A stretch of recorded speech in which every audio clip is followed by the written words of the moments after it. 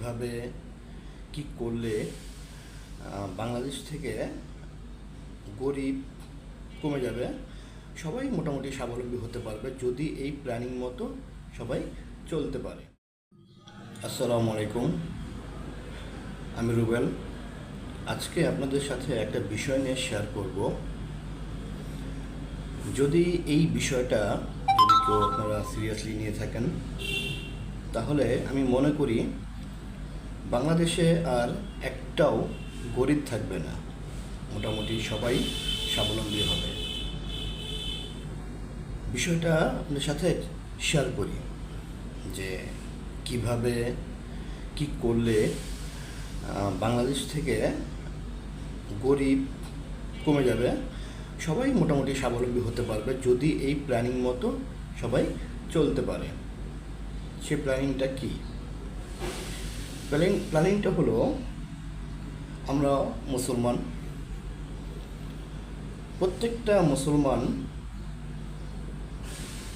ফেতরা, জাকাত ফেতরা, এর ভিতরে যা প্রত্যেকটা মুসলমানই ফেতরা বাধ্যতামূলক, কিন্তু জাকাত সবার জন্য বাধ্যতামূলক হয় নাই। জাকাত তাদেরই বাধ্যতামূলক হয়েছে যারা কিনা স্বাবলম্বী। এখন আমি আজকে ফেতরার বিষয়ে কোনো আলাপ করব না, জাকাতের বিষয়ে আলাপ করব। ধরুন আপনার এলাকায় 100টা ফ্যামিলি আছে। 100টা ফ্যামিলি ভিতরে ধরুন আপনার 10টা মোটামুটি জাকাত, 10টা ফ্যামিলি জাকাত দিতে পারে, জাকাত দেওয়ার মতো অ্যাবিলিটি আছে, আর বাকি 90টা ফ্যামিলির জাকাত দেওয়ার কোনো অ্যাবিলিটি নাই। এখন ধরুন আপনার যারা জাকাত দেবে, সিম্পল একটা হিসাব যে আপনার শতকরা 2.5%, শতকরা 2.5% আপনি যদি জাকাত দেন তাহলেই জাকাত হবে। এটা আমার কথা না, এটা বড় বড় আলেমদের কথা। শতকরা 2.5% জাকাত দিতে হবে। ধরুন আপনার এই এলাকার ভিতরে যে 10 জন ব্যক্তি আছে তারা জাকাত দিতেছে, তারা প্রত্যেক বছরে ধরুন এক একজনে একটা অ্যাভারেজ একটা হিসাব করি, প্রত্যেক 10 জনের ভিতরে প্রত্যেকে 50,000 টাকা করে আপনার জাকাতের অ্যাবিলিটি আসছে, তারা 50,000 টাকা করে জাকাত দেবে। এখন 10টা ব্যক্তি যদি 50,000 টাকা করে জাকাত দেয় তাহলে 5 লাখ টাকা আসে। কিন্তু আপনারা জাকাতটা কীভাবে দিতেছেন? আপনার এলাকা হোক বা আশেপাশে হোক, সবাইকে 2,000 3,000 টাকা করে দিতেছেন বা 5,000 টাকা করে দিতেছেন, অথবা কেউ কেউ আছেন শাড়ি, লুঙ্গি, গেঞ্জি এগুলো কিনে আপনি তাদেরকে জাকাত দিতেছেন। কিন্তু আপনি ভেবে দেখেন যে এই শাড়ি লুঙ্গি দিতেছেন, যারা নিতেছে জাকাত, তারা জাকাতটা নিয়ে তাদের কি ব্যবহার করে শেষ। আর যাদের টাকা দিতেছেন 5,000 টাকা করে দিতেছেন, 5,000 টাকা কিনে যে কোনোভাবে শেষ হয়ে যাচ্ছে, কিন্তু সেই টাকাটা তারা কোনো কাজে লাগাতে পারছে না। এখন আমার কথাটা হলো এরকম, আপনাদের আমি পরামর্শ দিচ্ছি, এটা বাকিটা আপনাদের উপর নির্ভর করে। পরামর্শটা হলো এরকম, ধরুন আপনারা যে 10 জন জাকাত দিতেছেন তারা 50,000 টাকা করে দিতেছেন, মানে 50,000 টাকা করে আপনার জাকাত, আমি একটা অ্যাভারেজ ধরছি, কম হতে পারে বেশি হতে পারে, যে টাকাটাই আসুক না কেন, অ্যামাউন্ট যেটাই আসুক না কেন, সেই অ্যামাউন্টটা আপনারা একত্র করেন। আপনারা সেই 10 জনে মিলে, 10 জন হোক বা 15 জন হোক, যে কজনের জাকাত দেওয়ার অ্যাবিলিটি আছে তারা সেই টাকাটা একখানে করেন। একখানে করে তারপরে ধরুন বাকি 90টা ফ্যামিলি আছে আপনার এলাকায়, আমি অন্য এলাকার কথা বলতেছি না, আমি আপনার এলাকার কথাই আমি আপনাদের বলতেছি।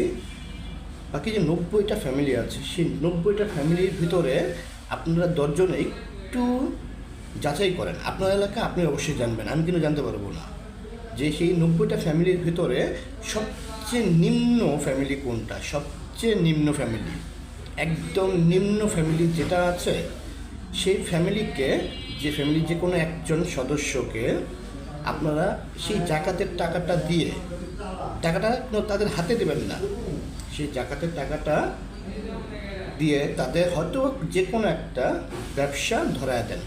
সেই ব্যবসাটা হয় মুদি দোকান হোক, হয় চায়ের দোকান হোক, অথবা ওনাকে একটা অটো কিনে দিলে হোক, মানে যেটাই হোক না কেন, আপনাদের সেই 10 জনের টাকাটা দিয়ে একজনের জাকাতের টাকাটা দিয়ে একজনকে উপকার করেন।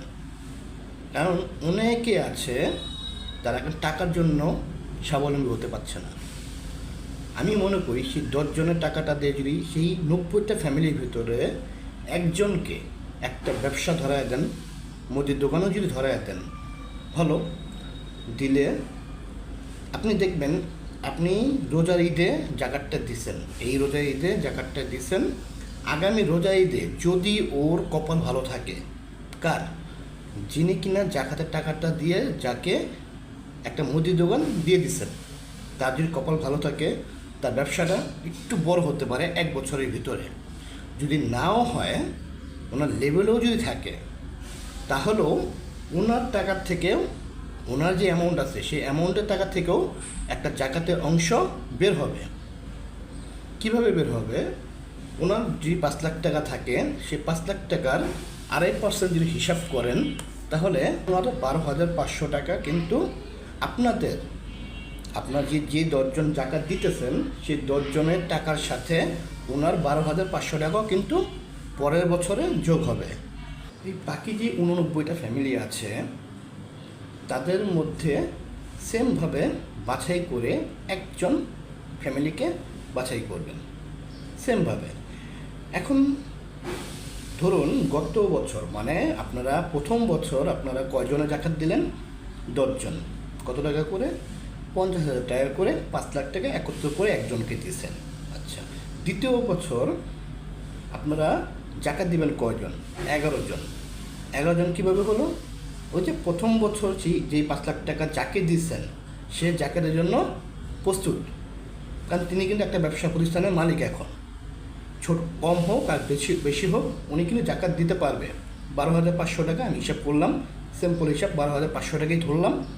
এখন 5 লাখ টাকা এবং আর ওই একজন ব্যক্তির হলো 12,500 টাকা, অ্যামাউন্ট আসলো 5,12,500 টাকা।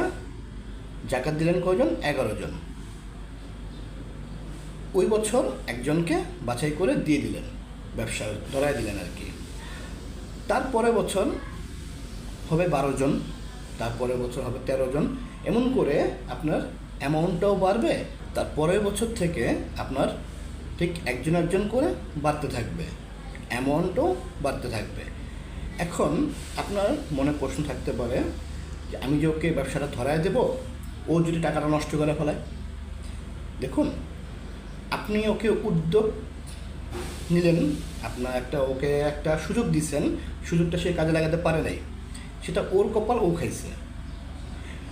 নেক্সটে ও আর পাবে না, যে কোনো একটা জাকাতের টাকা উনি নেক্সটে আর পাবে না। নেক্সটে যদি না পায়, তাহলে ও বাদে বাকি যারা আছে তাদের মধ্যে থেকে বাছাই করে আপনারা একজন করে টাকার অ্যামাউন্টটা দিতে থাকবেন। ব্যবসা টাকা এমন না, একটা করে ব্যবসা ধরায় দিতে থাকবেন। তাহলে এমন যদি চলতে থাকে, তাহলে আপনার কি মনে হয় না আজকে থেকে 5-10 বছর পরে বাংলাদেশে কি আর গরিব থাকবে? আমার মনে হয় না আর কোনো গরিব বাংলাদেশে থাকবে। সেটা হলো আমার অভিজ্ঞতা থেকে, আমার নলেজ থেকে আমি আমার কথা বললাম। বাকিটা কাজ করবেন আপনারা।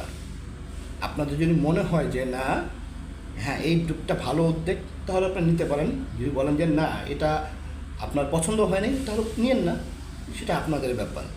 কিন্তু সবচেয়ে বড় কথা কি জানেন, এখানে আমি মনে করি বাংলাদেশে আমরা আমাদের মানুষের ভিতরে হিংসা ভরা, যে আমি একটা কথা আমি এত টাকার মালিক, আমি যদি আরেকজনকে টাকা দিয়ে ওকে বড় বানাবো, ওকে একটা মোটামুটি টাকা পয়সাটা অ্যাবিলিটি করে দেবো, ও যদি আমার চাইতে বড় হয়ে যায় না, আমার ধরুন 5 তলা বিল্ডিং আছে, ও যদি 6 তলা বিল্ডিং বানা ফেলায়, মানে এই হিংসাটা আমাদের মানুষের ভিতরে আছে ভাই। হিংসা দিয়ে কিছু হয় না। এখনও বাংলাদেশে অনেক মানুষ আছে রাস্তায় ঘুমাচ্ছে। একটু ভেবেচিন্তে দেখেন, যদি আপনার এই উদ্যোগটার কারণে বাংলাদেশের সরকার লাগবে না, সরকার কেন ভাই? সরকার দিয়ে কী হবে? যদি আপনি আমি উদ্যোগ নেই তাহলে সরকারের প্রয়োজন নেই, আমরাই নিজেদের দেশটাকে উন্নত করতে পারবো। একটু চেষ্টা করেন, অবশ্যই পারবেন, এটা আমি মনে করি। এখন এই যে আমি যে উদ্যোগের কথা বললাম, এই উদ্যোগটা যদি আপনার পছন্দ হয় তাহলে অবশ্যই অবশ্যই আপনার ওয়ার্ড হোক বা ইউনিয়ন হোক, আপনারা আপনাদের এলাকা থেকে এটা করে দেখান। যদি ভালো মনে হয় তাহলে আপনার পাশের এলাকায় আরেক ভাইকে সাজেস্ট করলেন, সেটা আপনাদের ব্যাপার। কিন্তু একটা ভেবে দেখবেন যে আজ হোক, 5 বছর পর হোক, 10 বছর পর হোক, যদি সবাই প্রত্যেকটা এলাকার থেকে 10জন করে লোক যদি এই উদ্যোগটা নেয়, তাহলে আমি মনে করি দেশ উন্নত হতে বেশি সময় লাগবে না। আমি আবারও বলছি ভাই, সরকার আমরা নিজেরা, সরকার আর কেউ না।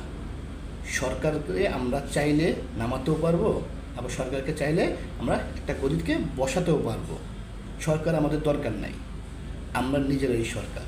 আমরা চাইলে দেশটাকে উন্নত করতে পারবো, আবার চাইলে দেশটাকে ধ্বংস করে দিতে পারবো। সব আপনারা আমার এই নলেজের ব্যাপার। তো আজকে আর কথা বাড়াবো না, সবাই ভালো থাকবেন। যদি আমার এই কথাটা ভালো লাগে তাহলে অবশ্যই অবশ্যই একটা বছর, অন্ততপক্ষে একটা বছর একটু ট্রাই করে দেখেন যে কারো ভালো হয় কি না। আপনার ধারা যদি আরেক ভাইয়ের ভালো হয়, সারাটা জীবন ওই ভাই আপনার সামনে মাথা উঁচু করে দাঁড়াতে পারবে না। আপনার সামনে সব সময় আপনাকে যথেষ্ট পরিমাণ সম্মান দিয়ে কথা বলবে।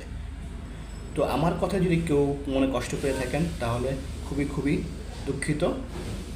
যদি আমার কথা ভালো লেগে থাকে তাহলে অবশ্যই একটা বছর ট্রাই করে দেখেন। আশা করি দেশ উন্নত হতে বেশি সময় লাগবে না। তো সবাই ভালো থাকবেন। খোদা হাফেজ।